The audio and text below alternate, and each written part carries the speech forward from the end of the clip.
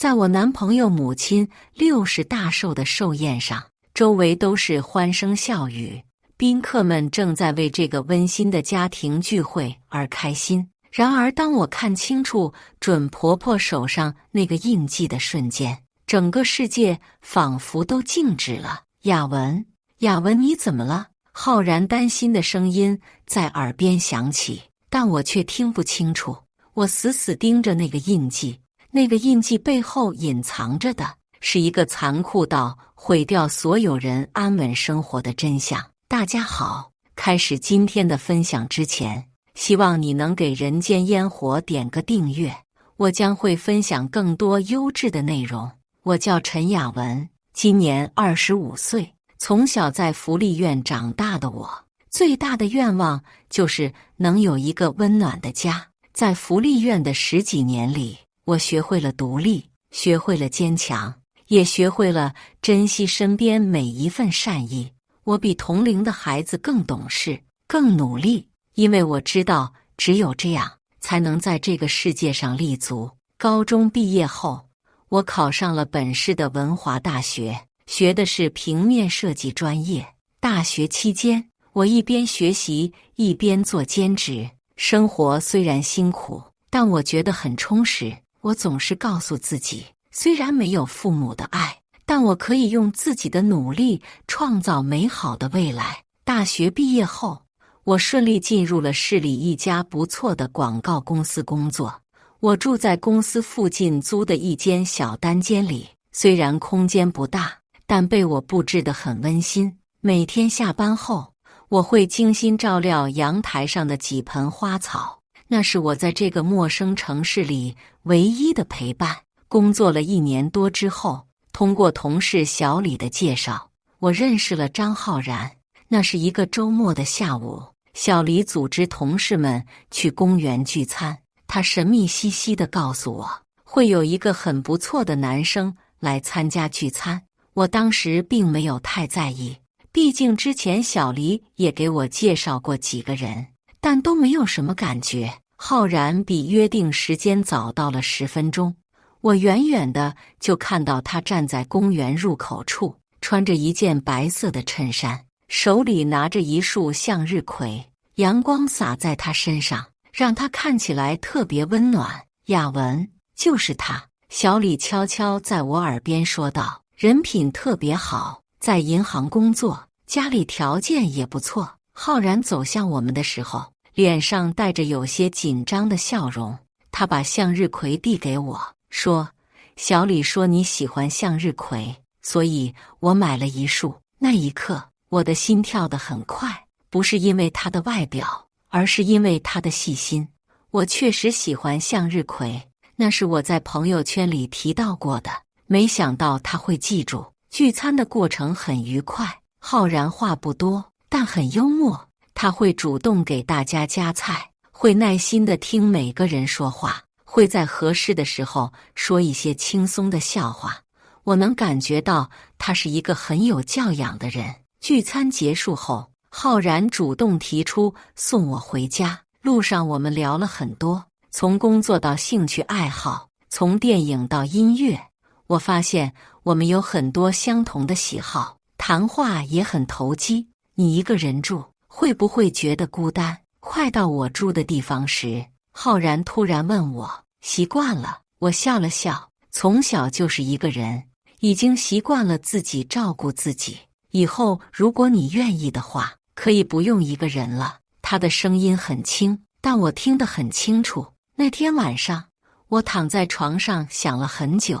浩然给我的感觉很特别，他身上有一种温暖的气质，让我这个从小缺乏关爱的人特别渴望靠近。第二天，浩然给我发了短信，问我昨天是否睡得好。从那天开始，我们每天都会聊天，分享各自生活中的点点滴滴。我们的第一次正式约会是在1周后，浩然带我去了市里的美术馆，那里正在举办一个现代艺术展。我们在画展前驻足观看，交流彼此的感受。浩然虽然不是艺术专业出身，但他对美有着很敏锐的感知，这幅画让我想到了你。他指着一幅色彩温暖的抽象画说道。为什么？我好奇地问。因为它很美，而且有种坚强的力量。他看着我的眼睛说道，就像你一样。那一刻，我的心完全被他征服了。我们在一起2个多月后，浩然提出要带我回家见父母。我很紧张，因为我不知道他的父母会怎么看待我这个没有家庭背景的女孩。别担心，他们会喜欢你的。浩然握着我的手，给我鼓励。那是一个春天的傍晚，浩然带我来到了他家。那是一套老职工房，虽然不大，但很温馨。浩然的父亲张大叔是个话不多的人，但很和蔼。而王秀兰阿姨一见到我，就拉着我的手不放。这就是雅文啊，真漂亮，一看就是个好姑娘。王秀兰阿姨笑得眼睛都眯成了一条缝。她中等身材，头发梳得一丝不苟，说话声音很温和。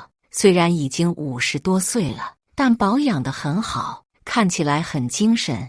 最让我印象深刻的是她的眼神，当她看着我的时候，眼中有一种特别的温柔，就像长辈看晚辈时的那种慈爱。阿姨好，我有些紧张地打招呼。好，快坐下，别客气。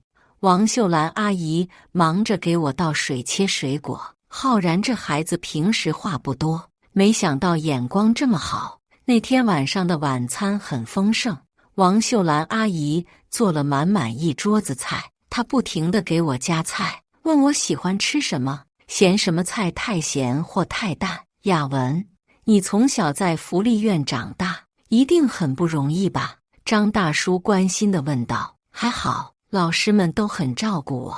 我简单地回答，不想让气氛变得沉重。这孩子真懂事。王秀兰阿姨用一种复杂的眼神看着我。以后这里就是你的家，有什么需要帮助的尽管说。听到这话，我的眼眶有些湿润。从小到大，还没有人对我说过这里就是你的家这样的话。饭后，王秀兰阿姨拉着我到她的房间里聊天。她告诉我她年轻时在纺织厂工作的经历，告诉我浩然小时候的趣事，也询问我的成长经历和未来打算。雅文，我看得出来浩然很喜欢你。她拉着我的手说道。你觉得他这个人怎么样？浩然人很好，对我也很照顾。我如实回答。那就好。我们浩然从小就很懂事，但也很内向，能遇到你这样的好姑娘，是他的福气。王秀兰阿姨的话里满含慈爱。你们好好相处，将来如果要结婚，我们一定全力支持。那天晚上离开的时候，王秀兰阿姨坚持要让浩然送我回家，还给我装了一大袋她做的点心。阿姨，您太客气了，我有些不好意思。不客气，都是一家人了。她笑着说道，然后拍拍我的手，以后常来家里吃饭。从那以后，我和浩然的感情越来越稳定，王秀兰阿姨对我也越来越好，经常主动打电话问我工作怎么样，身体怎么样，有没有什么困难。每次我去他们家，她都会准备很多好吃的，还会给我买衣服和生活用品。阿姨，您这样我都不好意思了。有一次，她又给我买了一件毛衣，我连忙推辞。雅文，你从小没有妈妈疼，现在阿姨疼你，这是应该的。她的话让我很感动，你就当我是你的亲妈妈一样。听到这话，我忍不住哭了。从小渴望母爱的我，在王秀兰阿姨这里找到了久违的温暖。随着时间的推移，我越来越融入这个家庭。张大叔虽然话不多，但对我也很好，总是默默地关心着我。而王秀兰阿姨更是把我当成了亲女儿一样疼爱。有时候我会想，如果我真的有母亲的话，她会不会就像王秀兰阿姨这样疼爱我呢？我和浩然交往了1年多之后，我们开始谈论结婚的话题。浩然是个很有责任心的男人，他告诉我，他想给我一个完整的家，想让我享受到家庭的温暖。亚文，我知道你从小就渴望有个家。他握着我的手说道，我想给你一个温暖的家，让你再也不用一个人面对困难。那一刻，我觉得自己是世界上最幸福的女人。我们开始筹备婚礼，选择婚期，看新房，一切都在有条不紊地进行着。王秀兰阿姨比我们还要积极，她说这是她人生中最重要的事情之一。雅文要嫁到我们家，我一定要给她最好的婚礼。她经常这样说。就在我们准备明年春天结婚的时候，王秀兰阿姨的60大寿快到了，妈的生日一定要好好办，这是她的花甲之年，意义不一样。浩然跟我商量着，那当然了，我来负责筹备吧。我立刻表态，阿姨平时对我这么好，我一定要让她过一个难忘的生日。于是，我开始了紧张的筹备工作。首先是选择酒店，这可不是一件容易的事。我花了整整2个周末的时间，跑遍了市里的大小餐厅。太高档的酒店，我怕王秀兰阿姨觉得浪费钱，毕竟她是个很节俭的人。太普通的地方又显得不够重视，毕竟这是她的60大寿。在中国人的传统观念里，60大寿是很重要的。最终，我选定了市中心的福满楼餐厅。这家餐厅装修古朴典雅，环境很好，价格也不算太贵。最重要的是，这里的菜品质量很好，很适合老人家的口味。订好酒店后，我开始着手设计菜单。我知道王秀兰阿姨平时喜欢吃什么，不喜欢吃什么，所以我特意挑选了她爱吃的菜品：红烧肉、糖醋鱼、白切鸡、蒸蛋羹，还有她最爱的银耳莲子汤。雅文，你这样折腾，我都不好意思了。王秀兰阿姨看到我为她的生日这么忙碌，有些过意不去。阿姨，您说什么呢？我一边整理着宾客名单，一边笑着回答：能为您筹备生日宴，我高兴还来不及呢。这些年来，您对我这么好，我早就想报答您了。什么报答不报答的，我对你好是因为我喜欢你这个孩子。他拉着我的手，眼中满含深情。雅文，你知道吗？自从你进了我们家的门，我就把你当成了自己的亲生女儿。我知道，阿姨，我也把您当成了我的亲妈妈。我握着她的手，心里满满的都是温暖。接下来是邀请宾客。王秀兰阿姨的朋友圈不算很大，主要是一些老同事、老邻居和亲戚朋友。我一个一个的打电话邀请，告诉他们聚餐的时间和地点。大家听说是王秀兰阿姨的60大寿，都很愿意参加。有几个老同事还主动提出要帮忙，但都被我婉言谢绝了。我想让这个生日宴完全由我来操办，这样更能表达我的心意。除了寿宴的安排，我还要选择生日礼物。这个问题困扰了我很久。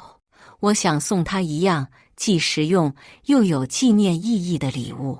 我在商场里转了好几圈，看了很多东西。衣服她有很多，化妆品她用的不多，首饰她也不太喜欢戴。最后，我在一家专门卖茶具的店里停了下来。店主给我介绍了一套紫砂茶具，工艺很精美，价格也不算太贵。王秀兰阿姨平时很爱喝茶，每天下午都要泡一壶茶，慢慢品味。这套茶具既实用又有收藏价值，应该很适合她。这套茶具的寓意很好，店主告诉我，紫砂代表高雅，茶具代表品味，送给长辈表示对他的尊敬和祝福。我当即决定买下这套茶具。店主还免费帮我包装，并且刻上了福寿安康4个字。除了茶具，我还定制了一个3层的寿桃蛋糕，蛋糕的造型很精美，上面用奶油做成了寿桃的形状，还写着福如东海，寿比南山的祝福语。一切都准备就绪后，我又检查了一遍所有的细节，从座位安排到音响设备，从鲜花布置到礼品准备，每一项我都仔细核对，生怕有什么遗漏。王秀兰阿姨看到我这么用心，当场就红了眼眶。雅文啊，你这孩子真是让我太感动了。她拉着我的手，眼里满含泪水。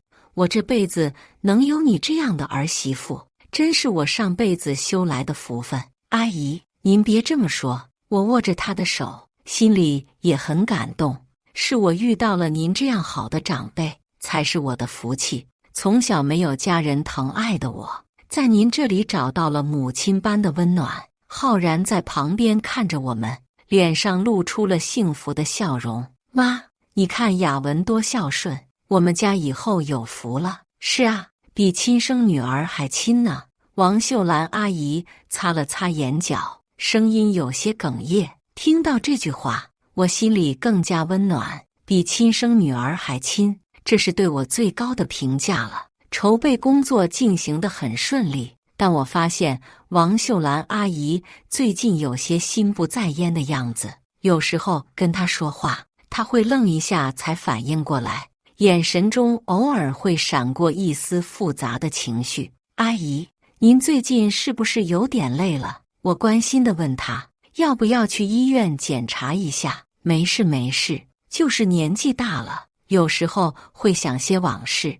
王秀兰阿姨摆摆手，但是眼神有些闪烁。人老了就容易胡思乱想，没什么大不了的。我也没有多想，以为是她对即将到来的60大寿有些感慨。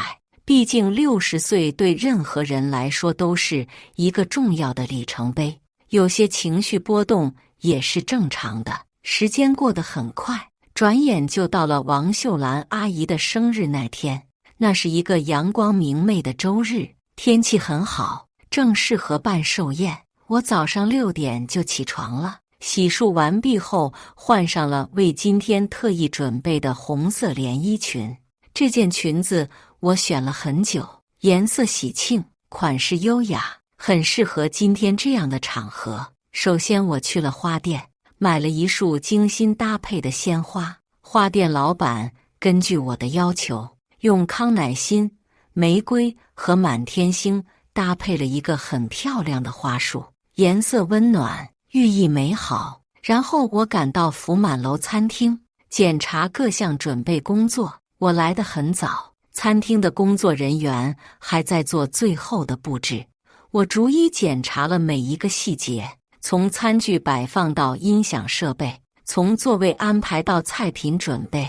陈小姐，您真是太用心了。餐厅经理看到我认真检查每一个细节，都被感动了。现在像您这样孝顺的年轻人真是不多见了，这是应该的。长辈的生日当然要认真对待。我一边检查一边回答。中午11点半，我们一家人来到了餐厅。王秀兰阿姨今天也打扮得很精神，穿着一件深蓝色的唐装，头发梳得一丝不苟，整个人看起来神采奕奕。她看到装饰一新的包厢，眼里露出了惊喜的光芒。雅文，你真是太有心了，这布置得多漂亮啊！她拉着我的手，声音里带着颤抖。只要您喜欢就好，我笑着回答，心里也很高兴。宾客们陆续到达，都是王秀兰阿姨的老同事、老邻居和亲戚朋友。大家看到这个温馨的布置，都夸我这个准儿媳妇有心。秀兰啊，你真是有福气。一位头发花白的老太太感慨地说，这个儿媳妇比亲生女儿还贴心呢。是啊是啊，现在这样的好姑娘可不多见了。另一位阿姨也附和着，雅文这孩子从小就没有父母，能这么懂事孝顺，真是难得。听到这些夸奖，我心里美滋滋的，但也有些不好意思。我一直在包厢里忙前忙后，招呼着客人们，确保每个人都感到舒适。王秀兰阿姨坐在主位上，满面红光地接受着大家的祝福。他今天特别高兴，笑容就没有从脸上消失过。他和老朋友们聊着往事，分享着生活的点点滴滴。秀兰，这些年你一个人把浩然拉扯大，真是不容易。一位老同事感慨地说：是啊，现在好了，浩然找了这么好的女朋友，你可以享福了。另一位阿姨笑着说：我这辈子最大的心愿就是看到浩然成家立业。王秀兰阿姨看着我，眼中满含深情。现在雅文要嫁进我们家，我觉得我的心愿实现了。宴席正式开始后，我一直忙着照顾客人，给长辈们倒酒，为大家夹菜，确保每个人都吃得开心。浩然也在帮忙招呼客人，我们配合得很默契。来来来，大家举杯。浩然站起来敬酒，祝我妈身体健康，福寿绵长，祝阿姨生日快乐，越活越年轻。我也举起了酒杯。时间差不多了，该到切生日蛋糕的环节了。我起身走向放蛋糕的小推车，将精美的3层寿桃蛋糕推到了主桌前。这个蛋糕是我特意定制的，3层的设计很有层次感，每一层都装饰得很精美。最上层是一个大大的寿桃，用粉色的奶油做成，看起来既可爱又寓意深刻。阿姨，该许愿切蛋糕了，我笑着说道。王秀兰阿姨站起身来，双手合十，闭上眼睛许愿。周围的人都安静下来，静静地等着她许完愿。包厢里只能听到轻柔的背景音乐声。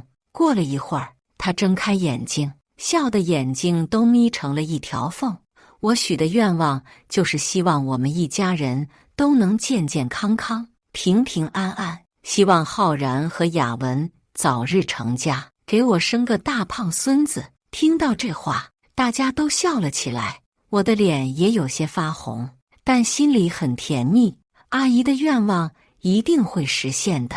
我边说边将切蛋糕的刀递给她，但王秀兰阿姨摆摆手：还是雅文来切吧，你是这次寿宴的主要筹备者，应该由你来切第一刀。那我就不客气了。我接过刀子，小心翼翼地在蛋糕上切下第一刀，大家都在鼓掌，气氛非常热烈。我将切下来的第一块蛋糕装在最精美的盘子里，这是专门为王秀兰阿姨准备的。阿姨，祝您生日快乐，身体健康。我甜甜地说着，双手端着蛋糕走向她。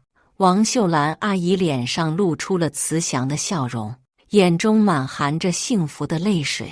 她伸出双手来接蛋糕，周围的宾客都在鼓掌，整个包厢里充满了温馨而热烈的气氛。就在她伸手接蛋糕的那一瞬间，她右手的袖子往上滑了一点点，我清楚地看到了王秀兰阿姨右手手腕内侧有一个特殊的印记，那是一个很奇特的图案，看起来像是某种特殊的标记。那一瞬间，我整个人都愣住了，手中端着的蛋糕差点掉下来。我死死盯着王秀兰阿姨的那只手，眼睛瞪得大大的。这个印记，雅文，雅文，你怎么了？浩然发现了我的异常，关切地问道。周围的宾客也都注意到了，大家的目光都集中到我身上。包厢里原本热闹的气氛瞬间安静下来。王秀兰阿姨察觉到了什么，迅速将袖子拉下来，遮住了那个印记。她的眼神有些慌乱，脸色也变得有些不自然。我张着嘴，却说不出话来。我的脸色变得苍白，心跳得厉害。那个印记到底是什么？为什么我会有种莫名的熟悉感？那个印记，我在哪里见过？雅文，你脸色怎么这么难看？是不是身体不舒服？浩然担心地扶住我的胳膊。我努力让自己镇定下来，勉强挤出一个笑容。没事，可能是刚才太累了，有点头晕。那你先坐下休息一会儿，浩然将我扶到椅子上。王秀兰阿姨接过蛋糕，但我注意到她的手在微微颤抖。她避开我的目光，转而和其他客人说话，刻意表现得很自然。秀兰啊，这蛋糕真漂亮，雅文真是有心。旁边的阿姨夸赞着。是啊，我这个儿媳妇就是贴心。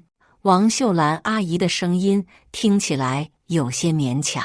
我坐在椅子上，脑海中不断回想着刚才看到的那个印记。那个图案很特殊，不像是普通的疤痕或者纹身，更像是某种天生的标记。寿宴继续进行着，但我整个人都心不在焉。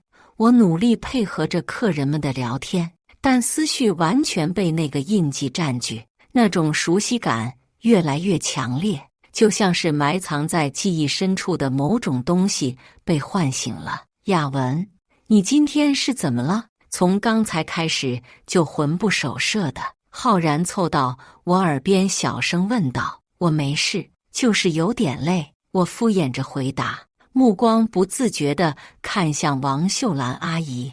她正在和客人们聊天，说着一些家长里短的话题，但我发现她时不时会看我一眼。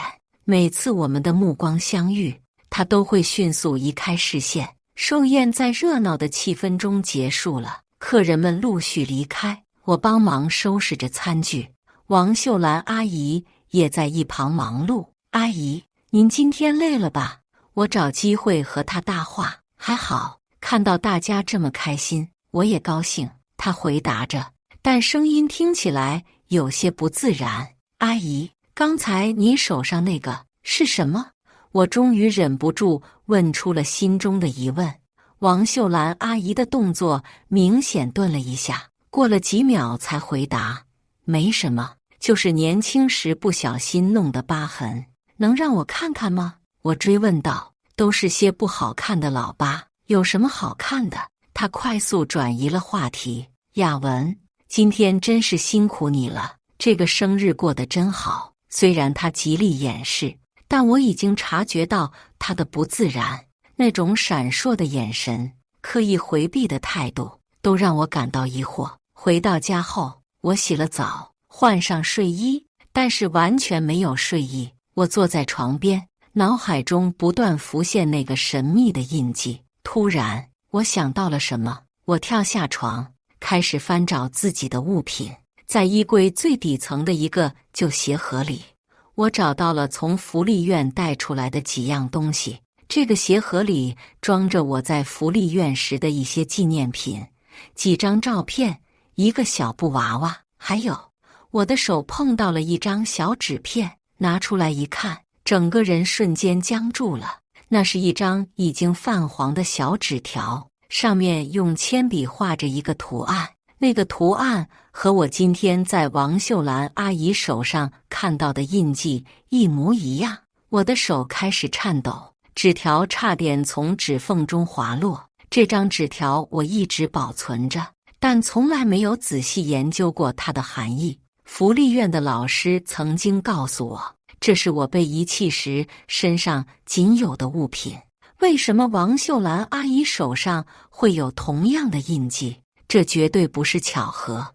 我拿着纸条在房间里来回踱步，大脑飞速运转着，各种可能性在我脑海中闪过，但每一种都让我感到恐惧。不可能的，这一定是我想多了。但是那种熟悉感，那种说不清道不明的亲近感，还有王秀兰阿姨对我的特殊关爱，我想起她经常说的那句话，比亲生女儿还亲。当时我以为这只是一句夸奖的话，但现在想来，这句话里是否有其他的含义？一夜未眠，第二天一早，我就给福利院打了电话。李老师，是我，雅文。雅文啊，好久没有你的消息了，听说你要结婚了。电话那头的李老师声音很温和。是的，李老师，我想问您一件事，关于我小时候的事情。什么事？当年我被遗弃时，身上有一张小纸条，您还记得吗？电话那头沉默了一会儿，记得那张纸条上画着一个奇怪的图案。雅文，你怎么突然问起这个？李老师，您知道那个图案代表什么吗？这个当时我们也不清楚，不过院长曾经猜测，可能是遗弃你的人留下的某种标记。我的心跳开始加速。什么样的标记？可能是身体上的某种特征，比如胎记或者疤痕之类的。留下这张纸条，或许是希望将来能够凭借这个找到你。电话从我手中滑落，我整个人瘫坐在椅子上。如果李老师的猜测是对的，那么王秀兰阿姨手上的印记，我不敢继续想下去。但事实似乎已经呼之欲出。那天下午，我请了假，来到了福利院。这里是我生活了10几年的地方，每一草一木都是那么熟悉。李老师已经年过60，头发花白，但精神还很好。他看到我，脸上露出了慈祥的笑容。雅文，你今天怎么有时间过来？李老师，我想了解一些关于我身世的事情。我开门见山地说道。李老师的表情变得严肃起来。雅文，你这么多年都没有问过这些，为什么现在？我遇到了一些情况，需要弄清楚。我将那张纸条拿出来。李老师，这个图案，您能告诉我更多的信息吗？李老师接过纸条，仔细看了看。雅文，你是不是见到了什么人？我点点头。我准婆婆手上有同样的印记。李老师的脸色变了。什么？你确定吗？我亲眼看到的。李老师沉思了一会儿，然后叹了口气。雅文，有些事情我本来不想告诉你的。什么事情？当年送你来的人，我们其实见过一面。我的心跳几乎停止了。您见过他？是的，那是一个深夜。一个女人抱着你来到福利院门口，她没有进来，只是把你放在门口，然后就走了。但我当时正好在值班，透过窗户看到了她。她长什么样？当时天很黑，看不太清楚，但我记得她的右手上有一个很明显的印记，就是这张纸条上画的图案。我感觉天旋地转，差点站不稳。李老师，那个女人大概多大年纪？从身形来看，应该是个年轻女人，当时大概30多岁的样子。我快速计算着，如果那时王秀兰阿姨30多岁，那么现在正好60岁左右。还有别的特征吗？她走路的时候有点急促，感觉很紧张。还有，她穿着一件深色的外套，看起来像是工厂的工作服。工厂的工作服。王秀兰阿姨当时正在纺织厂工作，所有的线索都指向了同一个令人震惊的可能性。李老师，您觉得会不会他就是我的？我不敢说出那个词。李老师看着我，眼中满是同情。雅文，这些年来，我一直希望你能过上幸福的生活。如果真的是这样，你打算怎么办？我不知道该怎么回答。如果王秀兰阿姨真的是我的亲生母亲，那我和浩然的关系，这太荒谬了，太不可思议了。命运怎么会开这样的玩笑？李老师，我需要确认一下。我站起身来。雅文，有些事情知道了未必是好事。李老师拉住我的手。你现在生活得很好，为什么要去揭开这些往事？因为我需要知道真相。我的声音很坚定，无论这个真相多么残酷。离开福利院后，我没有直接回家，而是在街上漫无目的地走着。夕阳西下，街道上的人来人往，但我感觉自己像是置身于另一个世界。如果王秀兰阿姨真的是我的亲生母亲，那么她这2年来对我的好，对我的关爱，都有了另一种解释。她不是因为喜欢我这个准儿媳妇，而是因为内疚，因为愧疚。她认出了我，但选择了隐瞒。看着自己的亲生女儿要嫁给自己的儿子，他是什么心情？不，这太疯狂了。我摇摇头，试图把这些想法赶出脑海，但是那个印记，那个一模一样的印记，让我无法否认这个可能性。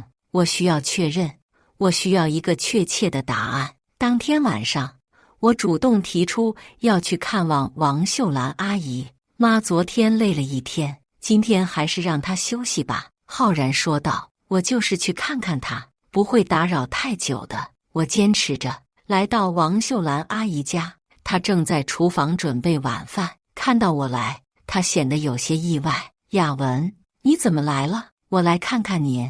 昨天您累了一天。我装作很自然的样子。哎呀，我这老婆子哪有那么娇贵？你坐着，我去给你切点水果。她转身去拿水果刀，我趁机观察着她的一举一动。他的右手却是一直很小心地避免露出来，即使在自己家里也是如此。阿姨，让我来帮您吧。我走向厨房。不用不用，你是客人。他挡住我。我哪里是什么客人？我们都是一家人了。我绕过他，拿起了水果。在洗水果的过程中，我故意制造了一些需要他帮忙的情况。当他伸手帮我的时候，袖子再次往上滑了一点，我清楚地看到了那个印记，和纸条上的图案完全一致。阿姨，我停下手中的动作，看着她。怎么了？她察觉到了我的异常。你手上的这个印记是天生的吗？王秀兰阿姨的脸色瞬间变得苍白，她迅速把手缩回袖子里。雅文，你问这个干什么？因为我见过这个图案。我拿出了那张纸条，看到纸条的瞬间，王秀兰阿姨整个人都颤抖起来。她紧紧盯着那张纸，眼中满是震惊和恐惧。这是哪里来的？她的声音颤抖着。这是我从福利院带出来的唯一物品。我看着她的眼睛。阿姨，您知道这意味着什么吗？王秀兰阿姨瘫坐在椅子上，双手捂着脸，开始无声的哭泣。我静静地站在那里，等待着他的回答。虽然心中已经有了答案，但我需要他亲口说出来。雅文，他终于开口了，声音哽咽。我不知道该怎么说。您是我的。我的声音也开始颤抖。他点了点头，泪水顺着脸颊流下来。是的，你是我的女儿。听到这句话，我感觉整个世界都崩塌了。虽然已经有了心理准备，但当真相被说出来的时候，冲击力依然是巨大的。为什么？我问道。为什么要遗弃我？王秀兰阿姨哭得更厉害了。当时我刚刚离婚，一个人带着浩然，生活非常困难。你爸爸不要我们母女，我实在是没有能力养活2个孩子。那为什么不告诉我？这2年来，您为什么不告诉我？我想说，但是我不敢。他抬起头看着我，眼中满是痛苦。当浩然把你带回家的时候，我就认出了你。你手腕上的那个胎记和我手上的印记是一样的，这是我们家族的遗传特征。我下意识地看了看自己的手腕，那里确实有一个淡淡的印记，平时不太明显，所以我从来没有在意过。我想认你，但是你已经要嫁给浩然了，我不能破坏你们的幸福，也不能让这个家庭支离破碎。他继续说道，这些年来，我对你好，不仅仅是因为你是浩然的女朋友，更是因为我想弥补对你的愧疚。我听着他的话，心情复杂到了极点，愤怒、悲伤、震惊、困惑，各种情绪交织在一起。所以这就是为什么您总说我像亲生女儿一样，因为我本来就是您的亲生女儿。我的声音很平静，但内心却是波涛汹涌。雅文，我知道你恨我，我也不奢求你的原谅。他站起身来，但是请你不要告诉浩然，不要毁掉这个家。我看着这个女人，这个生下我却抛弃我，然后又要成为我婆婆的女人，命运的讽刺让我感到绝望。我不恨您，我说道，我只是不知道该如何面对这个事实。亚文，您放心，我不会告诉浩然的。我打断了他，但是我也不能继续这样下去。你要怎么做？我没有回答他，而是转身离开了他的家。走在夜晚的街道上，我感觉自己像是行尸走肉。这个我期待了那么久的家庭，原来建立在如此荒谬的基础上。我不能嫁给浩然，因为那样的话，我就要叫我的亲生母亲婆婆。这样的关系太扭曲了，我无法承受。但是我也不能告诉浩然真相，因为那样会毁掉他们整个家庭。浩然是无辜的，他不应该承受这样的打击。我唯一能做的就是离开。回到家后，我开始收拾行李，不需要带太多东西，只要一些基本的衣物和证件就够了。我坐在桌前，给浩然写了一封信。浩然，当你看到这封信的时候，我已经离开了，请不要来找我，也不要问我原因。我想了很久，觉得我们不合适。你是一个很好的人，值得拥有更好的女孩。希望你能忘记我，重新开始自己的生活。对不起，让你失望了。写完信，我将它放在床头柜上，然后拿起行李，最后看了一眼这个曾经让我充满憧憬的房间。深夜的火车站人很少，我买了一张开往南方城市的车票，具体去哪里我也不知道，只是想离开这个让我心碎的地方。坐在候车室里，我想起了这2年来的种种美好时光，和浩然的恋爱，王秀兰阿姨的关爱，那个我以为即将拥有的完整家庭。但这一切都已经成为过去。火车进站了，我拖着行李走向月台，回头看了一眼这座城市的灯火。我知道我可能再也不会回来了，有些真相太残酷，有些秘密太沉重。我选择了逃避，不是因为恨，而是因为不知道该如何面对这个复杂的现实。也许这样对所有人都好，浩然可以重新找到自己的幸福，王秀兰阿姨也不用承受道德的谴责，而我也可以在远方重新开始自己的生活。火车缓缓启动，我闭上眼睛，让泪水无声地滑落。再见了，我曾经深爱的人，再见了，我曾经渴望的家。以上就是今天分享的故事，大家有什么想说的、想吐槽的，欢迎在下方评论交流，也更希望能给人间烟火点个订阅，我将会分享更多优质的故事内容。